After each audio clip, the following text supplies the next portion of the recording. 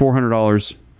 That's what you'll hand over this year just to keep a dozen hens fed. Picture it. Saturday morning, coffee in hand, the birds clucking around your boots, dew still on the grass. It's the best part of your week. Then you walk into the feed shed, tip the bag, and watch that pale dusty pellet pour out like sand through your fingers, and you do the math in your head. Again, the bag that cost $12 2 summers ago now costs $26. Same bag, same birds, double the bill. Here's who's quietly counting on you never figuring this out. The commercial feed industry, the fellow at the big box store who shrugs and says prices are just up everywhere. The label on that sack with its long list of words you can't pronounce and its promise that this and only this is what real chickens eat. You've been told for years that a healthy flock means a steady stream of store-bought crumble. And every single month, that lie comes back around and bites your wallet. And it stings, doesn't it? Because you didn't get chickens to be a customer for life. You got them to be a little more free, a little more independent. Yet here you are, tied to a shelf, watching the price creep up while your eggs stay the same. Now here's the truth. Most folks won't say out loud. Most people are feeding their flock completely wrong. They buy one bag and call it a diet. They toss kitchen scraps and call it variety. They top it off with cheap scratch grains and wonder why the birds look scrawny by February. And nothing changes. The bill stays high, the birds stay average. Year after year after year. So today I'm going to show you how the Amish have fed flocks for generations on almost nothing, and how you can copy it on your own land starting this weekend. We're going to split this into two halves. First, the growing side, the living feed you can raise that multiplies itself for free. Second, the preserving and stretching side, how to turn that abundance into food that lasts all winter. And then at the very end, I'm going to give you the one method that is the entire reason I made this video. The single thing that turns all of this from a nice hobby into a system that genuinely never runs out. I'm not naming it yet. You'll understand why when we get there. But first, let me ask you something that might poke at a belief you've held for years. What if the most expensive bag of feed in your shed is actually making your hens less healthy, not more? Hold on to that. Because once you see it, you can't unsee it. Part one is about the thing every chicken keeper fears most when the cold comes, the protein crash, and it's where almost everyone goes wrong first.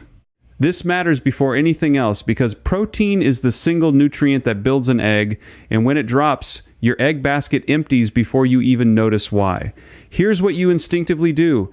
The hens slow down laying, so you reach for more grain, more corn, more scratch. It feels right because the birds come running, they gobble it up, they look happy. It's satisfying to watch a flock dive into a scoop of cracked corn, but here is what's actually happening under those feathers. Corn and scratch grains run around 7 to 9% protein. A laying hen needs 16 to 18% to build eggs and hold her body weight. So every scoop of cheap grain you toss is actually dragging the average protein of her whole diet down, not up. You're filling her crop while starving her output. She gets fat, she gets cold, and she stops laying. The reframe is simple. You're not underfeeding your hens. You're overfeeding them the wrong thing. So let's fix it from the simplest move to the most powerful. The simplest free protein on earth is already crawling through your yard, and it's called black soldier fly larvae. You take a 5-gallon bucket, drill a ring of 1/4-inch holes near the top, drop in your kitchen scraps and a little water, and set it in a warm shaded corner. Within a week, in temperatures above 70 degrees, the flies find it on their own and lay eggs. The larvae that hatch are 42% protein and 35% fat. Your hens go wild for them. One bucket can produce a couple of handfuls of live grubs a day through summer, and a handful of these does more for a hen than a whole scoop of corn. The next step up is sprouting grain, and this is where the magic of multiplication starts. You take 1 pound of whole wheat or barley, soak it overnight, rinse it twice a day in a tray with drain holes, and in 6 to 7 days, that 1 pound swells into 6 pounds of green sprouted fodder. That's a 6-to-1 return on dry grain, and the sprouting process unlocks the protein and vitamins locked inside the seed, raising the available nutrition far above the dry kernel. A 50-pound bag of feed wheat costs around $18 and sprouts into nearly 300 pounds of fresh green feed. Read that again. $18, 300 pounds. The most advanced move in this first half is a true compost run, and the Amish have done versions of this forever. You build a simple open pile of leaves, straw, manure, and food waste in the corner of the run, and you let the chickens work it. As it breaks down, it grows worms, beetles, and grubs by the thousand, and your hens spend all day scratching it apart, eating live protein, and turning it for you. One good compost pile can cut your feed bill by a third on its own because the birds are harvesting their own meat off the land. Now, make no mistake about what's at stake if you ignore this. A hen that runs short on protein through the winter doesn't just stop laying for a week. She can stop for 2 to 3 months. She'll pull feathers, she'll go quiet, and some never fully bounce back to their old laying rhythm, even when spring comes. That's a whole season of eggs gone, paid for with a feed bill. You still cover the whole time. And the one mini tip that prevents all of it year-round is to keep a small dish of crushed oyster shell out at all times, free choice, so the calcium is never the bottleneck while you're fixing the protein. If this is the kind of thing nobody bothers to tell you in the feed aisle, do me one quick favor and subscribe. That's genuinely what every video on this channel does. We pull back the curtain on the stuff the labels in the big stores would rather you never work out for yourself. One tap and you're set. And if you want all of this laid out in one place, the growing, the preserving, the perennial systems, the bulk buying strategies, I put everything into a field guide called the Plain Acre, available in the description below. It's the same practical knowledge you're hearing right now, but organized season by season so you can follow it step by step on your own land without having to piece it together from scratch. A lot of folks who picked it up told me it paid for itself before the first bag of feed ran out. The link is in the description, and the complete edition includes 2 companion volumes for under $100 less than what most people spend on 3 bags of the wrong feed. Now let's get into the second half, because this one solves a completely different problem. Part 2 is not about growing feed. It's about keeping it, and it's a whole different beast. Because growing food in July does you no good if it rots before January. Here's the blunt thesis. The reason most homesteaders go right back to buying bags in winter isn't that they can't grow feed, it's that they let their summer abundance spoil. And the consequence of getting this wrong is brutal, because it takes months to feel. You coast through the warm season feeling clever and self-sufficient, and then the first hard frost hits, the grass dies, the bugs vanish, and suddenly in December you're back in line at the store paying peak prices with the whole town doing the same thing. That's the trap. Abundance you couldn't hold on to. So let me give you 3 ways to bank that summer feed, from the cheapest to the one a serious homesteader would build. Method 1 is drying, and it costs you almost nothing but space. Through summer, your garden throws off more than you can use. Squash, kale, comfrey, dandelion, clover, even the weeds you pull. You hang it in bunches in a dry shed or lay it on screens out of the rain, and in a week to 10 days, it's crisp and storable. Dried greens hold their protein and their vitamins for months because removing the water stops the bacteria and mold that need moisture to break food down. A single mature comfrey plant can be cut 4 or 5 times a season and dried into pounds of leaf that runs around 20% protein. You crumble it into their winter ration and you've handed them summer in the middle of the snow. Method 2 is fermenting, and this is the one that quietly doubles the value of every grain you own. You take any whole grain, wheat, corn, barley, oats, cover it with water in a bucket, and let it sit loosely covered for 3 to 4 days, stirring once a day. It bubbles, it goes slightly sour, and that smell is the good bacteria multiplying. Here's the mechanism that matters. Fermentation pre-digests the grain, breaks down the anti-nutrients that block absorption, and floods the feed with probiotics and B vitamins the dry grain never had. Birds on fermented feed actually eat less by weight because they absorb more, and trials have shown feed savings of around 20 to 30% alongside stronger eggshells.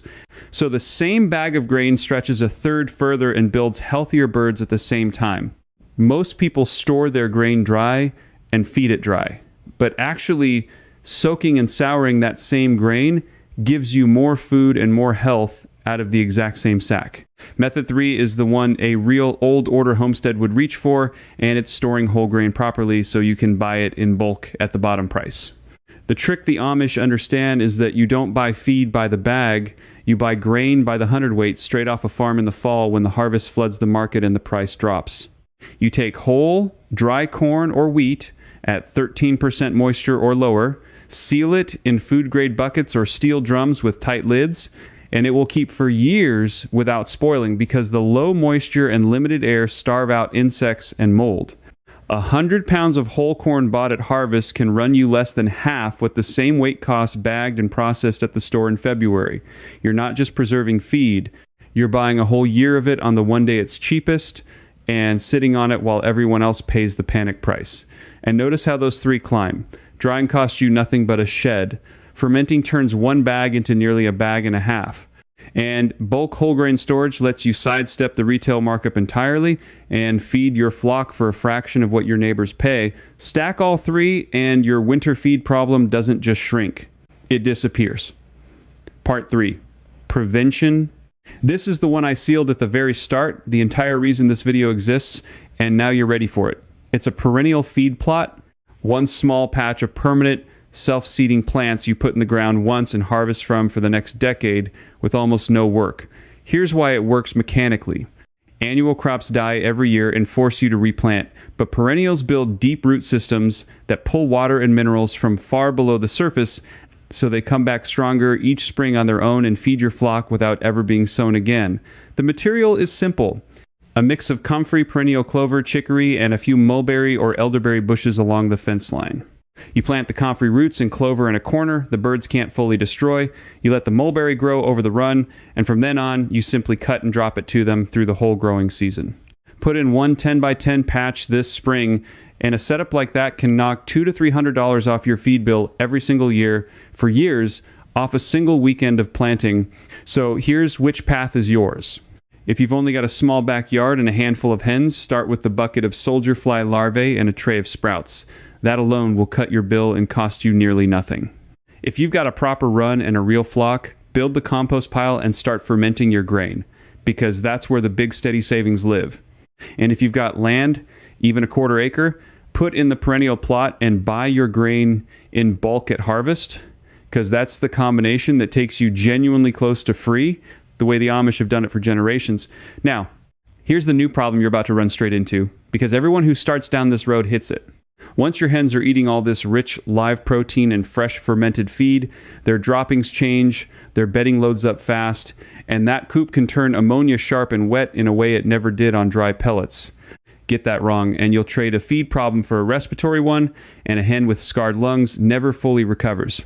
If that's the thing staring you down right now, the damp coop, the smell that hits you when you open the door, type the word ammonia in the comments below and I'll know to make it for you.